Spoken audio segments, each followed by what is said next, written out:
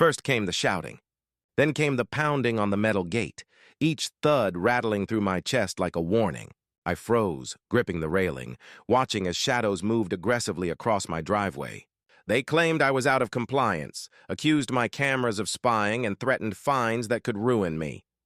My heart raced, but part of me couldn't help laughing at the absurdity. This wasn't normal neighbor behavior. Years of saving, planning, and protecting my property had led to this moment of confrontation, and now I had to make a choice: stand my ground or back down. Would you have faced them or walked away? Life in our little lakeside community had always been quiet, almost too quiet for anyone seeking drama. Mornings began with the hum of birdsong, the mist rising off the water, and the occasional ripple of a fish breaking the surface. My home, a modest cabin tucked into the corner of the neighborhood, had been my sanctuary for years, a place I'd carefully restored piece by piece with my own hands. The garden bloomed under my attention, and the trails I had mapped along the lake were open to the wildlife I loved to document. Every corner of the property carried years of memories, tiny victories, and moments of peace that had become rare in the world outside. Neighbors waved when passing by, mostly polite smiles exchanged over morning walks or from the end of the driveway. A few of them had been in the community longer than I had, and their stories of HOA meetings, rule changes, and minor disputes were nothing I had imagined touching me personally. I had read the emails, signed the occasional notice, and filed the standard forms without a second thought. Everything seemed ordinary, predictable, and under control until the whispers began. Small comments, almost joking, about my cameras, my property lines, and the rules that some residents swore I was bending. At first, I dismissed them. People love to talk, and I had bigger things to focus on than petty complaints. But the subtle tension built gradually, like ripples across the calm lake surface before a storm. Every unexpected knock at the gate or passing glance felt heavier. I noticed more of the HOA's minor intrusions, letters about landscaping, warnings about unauthorized structures, and hints that my wildlife documentation might be violating community regulations.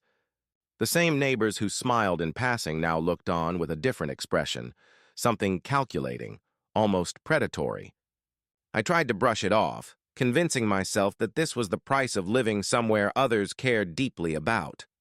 Still, a seed of unease had been planted. The serenity I had worked so hard to cultivate started feeling fragile, like a thin layer of ice that might crack at any moment. Each evening I checked the perimeter, my cameras, and even my own instincts, wondering if the tension was real or just my imagination running wild. It wasn't just paranoia. There were clear signs that the delicate balance of our community was tilting. Someone, or some people, had started to view my independence, my investment, and my privacy as a challenge rather than a right. And yet, in the mornings, the sun glinted off the lake as if nothing had changed. I told myself the peace would hold. I carried on with my routines, maintaining the trails, documenting the wildlife, and keeping my life small but full. But in the back of my mind, a quiet warning whispered that the rules I had never questioned. The neighbors I had trusted, and the HOA I had assumed was harmless, could soon collide with my life in ways I was unprepared to handle. I could feel it coming. Like distant thunder rolling across the mountains, a storm I would not see arriving until it had already hit. The first formal notice arrived like a punch to the gut. A crisp envelope from the HOA landed in my mailbox, neatly stamped and utterly cold. I opened it with a growing sense of unease, reading the words that felt almost like a personal attack. Violation of community regulations. Immediate corrective action required. My mind raced. What had I done wrong? I had maintained the property, trimmed the hedges, and kept the cabin exactly as the bylaws stated. Yet the letter cited vague infractions: excessive wildlife observation equipment, unauthorized structures, and non-compliance with property aesthetics. The accusations were absurd, but their tone was threatening. I immediately inspected the yard. Nothing was out of place. The cameras I installed were discreet, intended only for monitoring wildlife, not neighbors. Every garden bed was within regulation, every structure accounted for. Still, the letter carried an undertone of menace, a reminder that the HOA held power over my home. My stomach churned as I realized this was only the beginning. Days later, another notice arrived, stapled to my gate with a red marker that emphasized non-compliance. It detailed fines, escalating daily that would accumulate faster than I could imagine. The numbers alone were enough to make anyone panic, hundreds of dollars a day threatening to spiral into thousands within a week. I felt the walls of my sanctuary closing in. The peaceful mornings and soft lake breezes were replaced by anxiety, the feeling that I was under constant surveillance. Every rustle of leaves, every passerby glance felt like judgment. The harassment didn't stop there. I started noticing neighbors lingering near the property line, cameras in hand, whispering in low tones as I passed. Every conversation seemed to pause when I approached. I could feel their eyes judging, plotting. My once quiet streets were now alive with suspicion and whispers. A small community that had felt like a refuge had turned into a stage for petty power plays, and I was trapped at center stage. Then came the first in-person confrontation. One afternoon, a group of HOA enforcers, stern faces and clipped voices, arrived at my gate. They demanded access to my property to inspect for violations. I refused. The rules didn't authorize them to trespass uninvited, but their tone suggested I had no choice. I explained calmly that I would provide documentation and footage to verify compliance, but they were relentless. Each word, each gesture was designed to intimidate. Fists tapped impatiently on the metal gate. My laughter in response was nervous, almost automatic, but the adrenaline was real. I felt my heart hammering with every knock and demand. Weeks passed, each day more unbearable than the last. New letters arrived, citing minor infractions that didn't exist. Trimmed hedges too high, garden ornaments non-conforming, a mailbox improperly aligned. Each violation carried fines and threats of legal action. I responded meticulously, documenting everything, photographing the property, logging timestamps, and keeping copies of each correspondence. But no matter what I did, the letters kept coming, the harassment escalating. It was during this time that I discovered the extent of the HOA's influence. Meetings that I had assumed were open to all residents were closed. Decisions made in whispers and behind locked doors. The same neighbors who had smiled politely at the gate were suddenly the enforcers of obscure rules, armed with an authority they wielded without accountability. I could feel the injustice in every interaction, the growing tension threatening to spill over at any moment. Late one night, I caught movement near the back fence. Shadows flitted across the yard, and I realized someone had tampered with the cameras I used to document wildlife. Panic surged. These weren't innocent children or casual passers-by. They were adults, wielding HOA power like a weapon. My mind spun with questions. Was this legal? Could they actually enter my property without permission? Or was this harassment pure and deliberate? The adrenaline stayed long after the shadows disappeared, leaving a cold pit of dread in its wake. Then the phone calls began. Voicemails left with clipped, urgent tones, demanding immediate compliance. Messages from unknown numbers signed vaguely as HOA enforcement warned me that my property could be seized, that fines would escalate, and that legal action would commence. Sleep became impossible. Every creak of the house, every distant car passing by felt like an omen. I started questioning my own safety, but I refused to give in. I doubled down on documentation, recording every interaction, photographing every angle, and maintaining a detailed log of correspondence. Each time a letter arrived, I felt a mix of fear and determination. They wanted to break me, to assert control over my home and my peace. But I had invested years into this property, my time, my money, my energy, and I wasn't about to let bureaucracy and petty tyranny take it away. Then, the tipping point arrived. A notice pinned to the gate, this one accompanied by an actual threat of physical removal if compliance wasn't met immediately. They claimed I was obstructing enforcement officers and hinted at calling authorities to enforce the HOA rules. I read the words over and over, the absurdity and audacity making my stomach twist. It was one thing to issue fines. It was another entirely to threaten action that could endanger my safety. And that's when I realized this wasn't about rules. This was personal. The tension escalated with every passing day. I began noticing signs outside the property, footprints near the cameras, scratches on the gate, the faint smell of someone lurking in the shadows. My once calm mornings became an exercise in vigilance. I checked and rechecked every corner of the property, ensuring cameras were operational and my perimeter secure. Every delivery, every visit, even my walks along the trails I had nurtured, felt like a potential confrontation waiting to happen. One afternoon, a neighbor approached aggressively while I was tending the garden. The confrontation was brief, but the words were sharp and deliberate. "You know the rules." "You can't keep doing this," they said, eyes narrowing. I explained again that I was compliant, showed them the documentation, and reminded them that my activities were legal. Their expression didn't soften. Instead, it hardened, and I could sense the simmering anger behind the polite facade of civility. The message was clear. They weren't going to back down, and neither was I.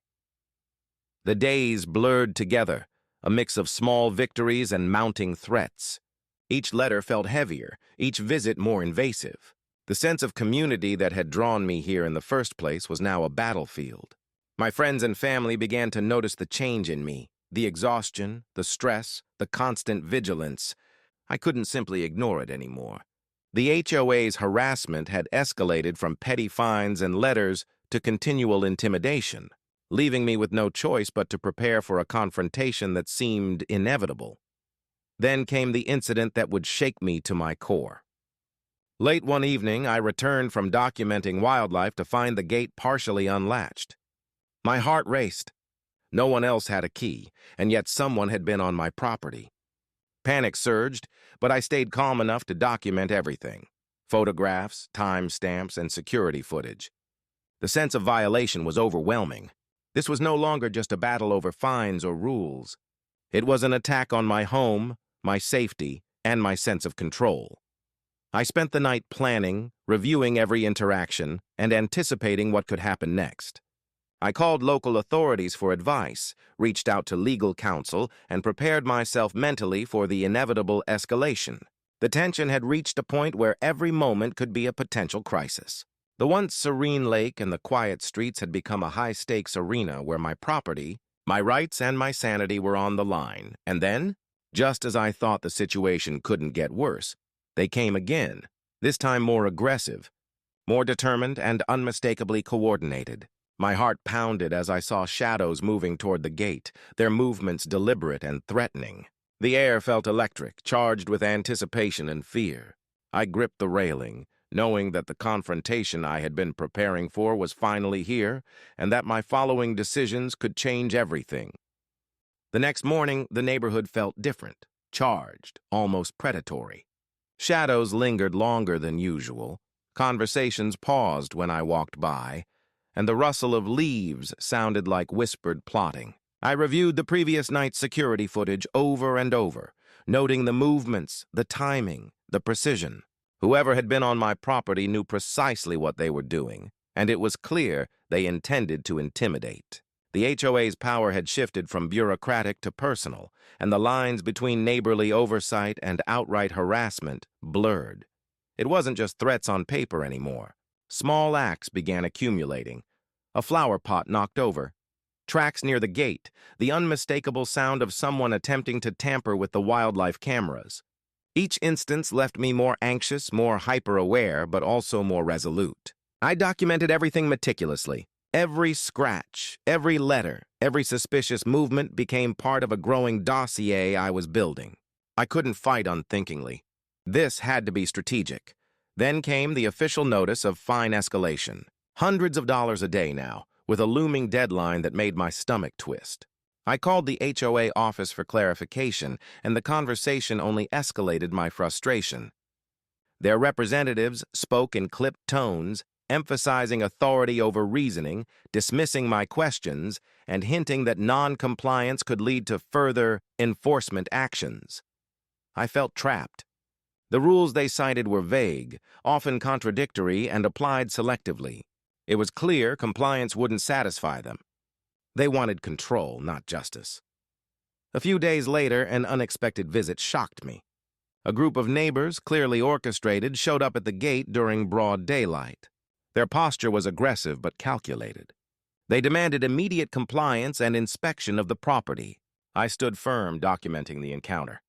My voice remained steady, my explanations clear, but the hostility in their eyes left no room for negotiation. I realized that no amount of compliance or reasoning would end this. This was no longer about rules, it was about asserting dominance. The psychological toll was immense. I found myself checking the property at odd hours, sleep plagued by anxiety, and a constant gnawing fear that something could escalate while I was vulnerable. Even mundane tasks, walking to the mailbox, tending the garden, felt like tactical maneuvers in a game I hadn't chosen to play. The peaceful rhythm of life I had cherished was replaced by calculation, vigilance, and strategic anticipation. Every HOA letter, every neighbor glance, every late-night shadow became a chess move in a battle I hadn't intended to enter. I started recording every phone call, photographing every inch of the property, and backing up all wildlife footage. Each interaction was a potential weapon in defending my rights. Friends began noticing the change. My tense posture, the distracted looks, the urgency with which I moved through my day. Some suggested I might be overreacting, but I knew better. The signs were undeniable. This harassment was escalating toward a confrontation. It wasn't just passive-aggressive intimidation anymore. One evening, I noticed footprints leading to the cameras. My pulse quickened. Someone had been physically near my monitoring equipment, potentially tampering with it. Fear surged, but anger followed quickly. Years of dedication, investment, and care for my property were being disrespected, threatened, and violated. I couldn't allow this to continue. Each day, the intrusion became more brazen, more deliberate. It was a test of my resolve. Then came the harassment at the front gate. Fists pounded on metal, voices shouted accusations, and threats were made openly. The intensity was unlike anything before, an aggressive escalation that transformed anxiety into immediate danger. I stood behind the gate, heart racing, documenting everything. My mind raced with options: call the police, engage them verbally, or risk leaving the property vulnerable. I chose to remain calm, using every ounce of presence to maintain control. The absurdity of the confrontation, their overconfidence, their theatrics, was almost laughable. But beneath the laughter, the danger was real. Days later, another notice arrived, this one hinting at legal consequences if I did not comply with their increasingly obscure rules. It read as though written by someone intent on finding new ways to punish me, to assert authority over property they had no right to control. The HOA's petty power plays now felt like psychological warfare. Every letter, every visit, every comment from neighbors weighed on me, creating a pervasive sense of unease. The quiet sanctuary I had built was now under siege. I realized the situation had gone beyond bureaucracy. This was now a battle for the survival of my peace, my privacy, and my sanity. Each day, I prepared by reviewing footage, checking security measures, and documenting violations. I strategized responses, anticipating their moves while maintaining my daily routines. The confrontation was inevitable. Each minor violation cited, each threat delivered was escalating toward a peak that I could feel in my bones. Then the most brazen act yet, an attempt to force entry. Shadows moved near the gate under the cover of twilight, someone clearly testing my resolve and readiness. I documented everything, the adrenaline pumping, my heart hammering, as the realization hit me fully. This wasn't going to stop until I took a stand. The HOA's reach, once confined to letters and fines, had extended into my personal space. My home was no longer a sanctuary. It was a battlefield. I spent the night preparing, reviewing security footage, locking every access point, and rehearsing responses. The tension was palpable. Each creak of the house, each wind gust, each distant car felt like a threat or an omen. Sleep was impossible, replaced with vigilance and strategy. I knew the confrontation would arrive soon, and I had to be ready. Finally, it happened. One late afternoon, a coordinated group arrived, moving deliberately toward the gate. The pounding started immediately. Fists on metal, voices shouting accusations and demands. I stood firm, documenting everything, my pulse racing. This was the crescendo of weeks of harassment, intimidation, and petty tyranny. Years of investment in my home, my sanctuary, and my peace were all on the line. The moment of truth had arrived. The camera recorded everything, the shadows, the threats, the intensity of the encounter. I could feel the weight of every action, every word, every decision. This wasn't just an HOA dispute anymore. It was a test of courage, resolve, and endurance. I gripped the gate, knowing that my response in these moments could change everything. The tension was unbearable, and yet I refused to yield. And as the shadows loomed closer, fists still rattling the gate, I realized that this confrontation would define not just the outcome of the property dispute, but the limits of patience, the boundaries of authority, and the stakes of standing one's ground. The next few minutes would determine everything, and I was prepared to see it through. The day had arrived, the culmination of weeks of harassment, petty fines, and escalating intimidation. The sun was barely over the horizon, casting long shadows across the lake and my property, when I noticed movement at the gate. They were here again. This time it wasn't a casual visit, not a bluff, not a warning. They came with coordination, with purpose, and with an unspoken confidence that they could push me to my limits. My heart raced, adrenaline pumping through every vein, but I refused to show fear. Years of investment, of care, and of quiet defiance had led to this moment. It began with the pounding. Fists hit the metal gate with such force that it vibrated under my grip. Voices shouted, blending demands, accusations, and threats into a cacophony of hostility.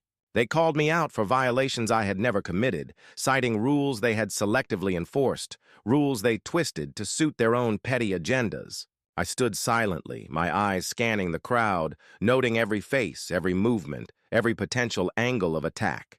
My hands tightened on the railing, but my mind stayed sharp, calculating. One of them, clearly the ringleader, stepped forward, pointing a finger and barking that I had crossed the line and refused to comply with repeated notices. Their tone was full of authority, as though their power was absolute, unquestionable. I could see the smirks on the others' faces, a mixture of arrogance and anticipation, expecting me to falter. My pulse thundered, but I drew a slow breath and lifted my chin. I would not yield. Not today, not ever. Then came the escalation. They attempted to open the gate, leveraging their numbers and their confidence to intimidate. My pulse surged, but I was prepared. I had checked every lock, reinforced every hinge, and verified that my cameras captured every angle. I didn't move in panic. I moved in precision. Each action was deliberate, calculated to assert my control without giving them an inch. The clash of metal and voices rang across the property like a storm breaking over the lake. In the chaos, I noticed their overconfidence, minor, subtle errors in coordination. One of them tried to reach over the gate, another shifted too close to a camera, completely unaware that every movement was being documented. My years of preparation, my meticulous records of previous harassment, all became tools. I had waited for this moment, knowing that if I stayed calm, if I responded strategically, I could turn the tide. I reached for the phone, documenting the entire confrontation, recording both audio and video. Every threat, every gesture, every shouted accusation was captured. I spoke calmly into the camera, narrating the scene, highlighting their actions and their disregard for boundaries. "Notice how they approach without authorization," I said, my voice steady despite the adrenaline surging through me. "Notice the repeated attempts to intimidate. This is harassment, plain and simple." My tone was deliberate, asserting authority not over them, but over the narrative itself. Suddenly, a siren in the distance. I had called the local authorities as a precaution, and their arrival changed everything. The group's expressions shifted, arrogance faltering, confidence wavering. The ringleader barked orders, gesturing to retreat, but the damage had been done. Their intimidation had been captured on video, corroborated by weeks of documentation, and the presence of law enforcement made the risk clear. They were exposed. The confrontation reached a peak when the leader, frustrated and humiliated by my lack of compliance, attempted one final act of aggression, pounding the gate with full force and yelling for immediate submission. I did not flinch. I stood tall, unwavering, letting the absurdity of the moment sink in. Years of preparation and calm persistence converged into this single stand. Their fury, once threatening, now seemed almost comical in contrast to my resolve. Neighbors who had observed from a distance began to murmur, some even recording on their phones. The social pressure, combined with the legal ramifications and the meticulous documentation I had amassed, caused the group to hesitate. One by one, they backed away, muttering excuses, attempting to salvage dignity that their own escalation had eroded. The power dynamic had shifted entirely. What had begun as intimidation had become a public display of their overreach. I reviewed the footage on my phone, the camera capturing every detail, fists on metal, shouting voices, their futile attempts at control. I could see the shift in the crowd's behavior, the moment they realized that their power was not absolute, that their authority was being challenged in real time and with irrefutable evidence. Their eyes darted nervously, their posturing replaced with hesitation, and the ringleader's confident tone cracked ever so slightly. The tension broke like a snapped wire. With a final glance at me, the group retreated, some whispering threats that now sounded hollow, powerless, and meaningless. I exhaled slowly, the adrenaline ebbing, but the triumph lingered. This confrontation, intense and threatening, had revealed the weakness behind their bluster. Their rules, their intimidation, their selective enforcement, all laid bare under the scrutiny of calm defiance and careful documentation. Even as the gate clanged shut behind their retreating footsteps, I remained vigilant. The confrontation had ended, but the impact lingered. I knew the HOA would attempt other tactics, other forms of pressure, but the foundation had shifted. I had taken control of the narrative, preserved my property, and most importantly, demonstrated that intimidation could be met with resolve, strategy, and courage. In the aftermath, the surreal combination of exhaustion and exhilaration took hold. My hands trembled slightly, not from fear, but from the intensity of the confrontation. The peaceful lake, the quiet trails, the home I had nurtured for years, they felt more mine than ever. The sense of victory wasn't about punishment. It was about asserting boundaries, about standing firm in the face of unreasonable authority. Yet even in victory, a subtle tension remained. The HOA had been exposed. Their overreach was made public through video, witnesses, and law enforcement documentation. But would they truly relent? Could the subtle power plays, the petty rules, and the grudges truly end here? My mind churned with questions as I surveyed the property, the gate still shaking from the pounding, the shadows retreating across the lawn. One thing was sure. The battle had reached its peak. The confrontation resolved in my favor. But the ripples of what had occurred would carry forward. The community, the neighbors, and even the HOA itself had witnessed that my home, my peace, and my rights were not to be undermined. The intensity of the encounter, the emotional strain, and the raw stakes of the dispute had left an indelible mark, not just on me, but on the neighborhood itself. As the sun dipped lower over the lake, casting long reflections across the water, I took a deep breath, finally allowing a sense of calm to settle over the property. My cameras still captured the ripples on the lake, the fluttering leaves, and the trails I had nurtured. Yet in that serene moment, I couldn't shake a lingering thought. The HOA may have retreated. Still, the lesson was clear. Boundaries must be defended. Patience must be balanced with vigilance. And the power of persistence, preparation, and courage could turn even the most oppressive authority into a powerless shadow.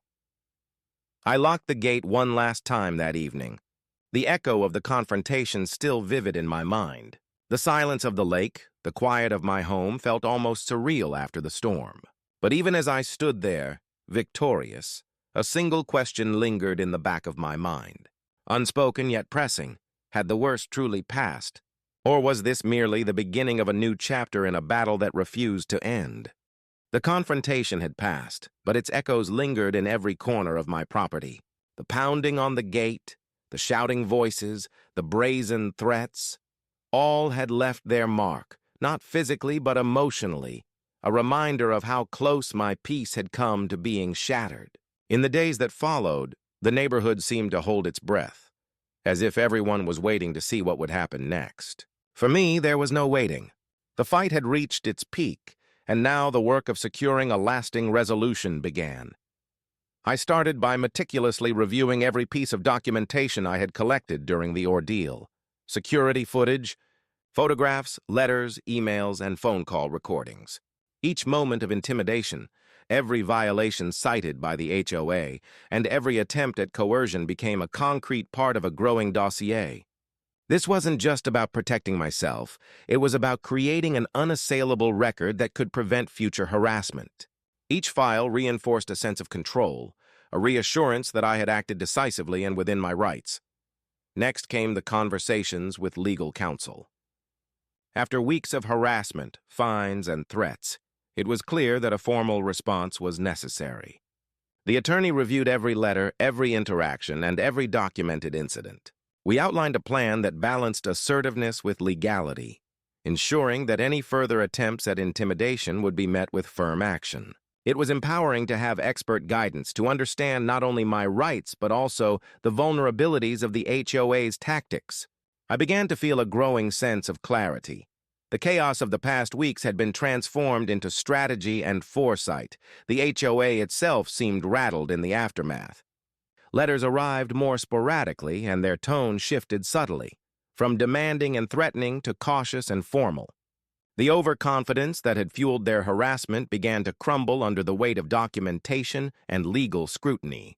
I noticed the change during community meetings as well. Eyes that had once narrowed with judgment now avoided confrontation. There was a new awareness, a realization that their authority was not absolute and that I would not be intimidated. The balance of power had shifted decisively, yet even as the HOA retreated, the psychological impact of the confrontation remained.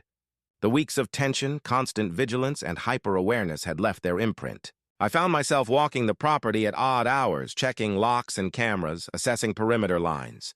Sleep returned gradually, but it was accompanied by a heightened alertness, a protective instinct honed to ensure that what I had fought so hard to secure would never be jeopardized again. Each morning I took a deep breath and reminded myself that vigilance was not fear, it was empowerment. The neighbors, too, were forced to reckon with the outcome. Those who had participated in the intimidation or who had silently supported it began to retreat into the background. Their whispers became cautious, their confrontations fewer and less aggressive.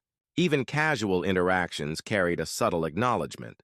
The dynamic had changed, and the previous power plays were no longer viable. For the first time in weeks, I felt the quiet restoration of my community, not the serene isolation I had cherished, but a renewed sense of autonomy and respect. In the midst of this, I found an unexpected sense of relief. The cameras I had installed to document wildlife became witnesses to the restoration of order, capturing the subtle return of peace. Birds returned to their nests without disturbance. The lake's surface reflected sunlight undisturbed, and the trails I had maintained for years again offered moments of solitude and joy. It was a small but powerful reminder that life, even after intense conflict, could resume its natural rhythm. My home, once a battleground, had reclaimed its role as a sanctuary, but the resolution was not only about peace, it was about boundaries. I had learned that standing firm, documenting every action, and combining courage with strategy could transform a seemingly powerless situation into one of authority and control. The HOA's rules, their petty power plays, and their attempts at intimidation had been neutralized not by anger or retaliation alone, but through preparation, consistency, and assertiveness. Every letter I had sent, every photograph I had taken, and every call I had made was a reinforcement of my rights. The stakes had been high, but the lesson was clear. Knowledge and persistence were the most potent tools in defending what belonged to you. The financial and legal dimensions of the conflict also left their mark. Fines that had once loomed threateningly were nullified in light of documented evidence. The HOA was forced to acknowledge errors, discrepancies, and overreach, and the threat of escalation was diminished permanently. It was a hard-won victory, but a victory nonetheless, one that underscored the importance of meticulous record-keeping, legal awareness, and proactive defense. What had started as harassment had been transformed into a clear demonstration of accountability. Emotionally, The experience left me stronger, more resilient, and deeply aware of the importance of standing one's ground. There was a profound sense of vindication, not in retaliation, but in the quiet satisfaction of knowing that integrity, patience, and preparedness could overcome even the most aggressive opposition. I began to share the story selectively with neighbors and friends, not to boast, but to illustrate the power of calm determination. Each recounting reinforced the lesson. Intimidation is only effective if it goes unchallenged. In the weeks that followed, I noticed subtle changes in the community dynamic. Conversations during morning walks became less tense. Interactions at the gate were polite, and the once ominous presence of the HOA seemed diminished. There was still bureaucracy, rules, and the potential for petty conflict, but the fear that had haunted me for weeks was gone. In its place was a cautious respect, a recognition that I would defend my property and my peace, and that attempts at overreach would be met with both preparedness and resolve. This experience also prompted a personal reflection on priorities and values. I realized that my attachment to the property went beyond financial investment. It was a manifestation of years of effort, creativity, and care. The confrontation had threatened not just the land, but the life I had built upon it. The routines, the wildlife documentation, the quiet moments of observation and connection. Defending it had reaffirmed what truly mattered: autonomy, dignity, and the ability to live without fear in the home I had worked so hard to cultivate. I began to make subtle changes, not in response to intimidation, but in preparation for long-term peace. Security measures were enhanced, not as a sign of fear, but as a reinforcement of boundaries. Communication with the HOA became structured and formal, reducing ambiguity and minimizing opportunities for misinterpretation. I shared my documentation with legal counsel proactively, ensuring that any future disputes would be grounded in facts, not intimidation. Each step reinforced a sense of control and foresight, a proactive strategy that had been absent in the early days of the conflict. The personal growth from this ordeal was unexpected but profound. I discovered resilience I hadn't fully appreciated, patience that had been tested to its limits, and a strategic mindset sharpened under pressure. I found a sense of empowerment in documenting and asserting my rights, a reminder that even in situations where one feels surrounded or cornered, careful planning and calm resolve can tip the scales. My home had become a symbol, not just of investment and care, but of steadfast defense of boundaries and integrity. The HOA's overreach became a cautionary tale within the community. Friends and neighbors began to recognize the importance of understanding rules, asserting rights, and documenting interactions. The power dynamics that had been so threatening were tempered by the awareness that accountability and preparation mattered more than intimidation. The confrontation strengthened the entire neighborhood's understanding of boundaries, fairness, and the importance of measured responses to authority. Even as normalcy returned, I remained mindful of the lessons learned. I continued wildlife documentation, tending the garden and maintaining the property, but with a heightened awareness of my rights and the tools available to defend them. Each day that passed without incident reinforced the knowledge that vigilance, preparedness, and strategic calm could prevent escalation before it occurred. My home, my sanctuary, and my peace were secure, not through avoidance or submission, but through assertive, informed action. Looking back, the most significant impact was the reaffirmation of agency. The conflict had threatened to strip away autonomy, confidence, and peace of mind, but standing firm transformed fear into empowerment. The HOA's tactics, while aggressive and relentless, had ultimately revealed their limitations. Authority, when unchecked by accountability, can appear formidable, but transparency, documentation, and strategic action can render it impotent. I had learned that standing one's ground wasn't about confrontation. For its own sake, it was about protecting what mattered most and demonstrating that intimidation only succeeds when met with hesitation. The resolution also left a lasting emotional impression. Relief, satisfaction, and a deep sense of accomplishment coexisted with lingering caution. The confrontation was over, but the memory remained vivid. a reminder of how quickly peace can be threatened and how decisively it can be defended. Each glance at the lake, each step along the trails, each glance at the gate reinforced the value of persistence, planning, and courage. The home I had fought to protect was now more than a physical space. It was a testament to resilience. As I reflected on the entire ordeal, a single thought crystallized. The real victory wasn't in defeating the HOA or intimidating neighbors.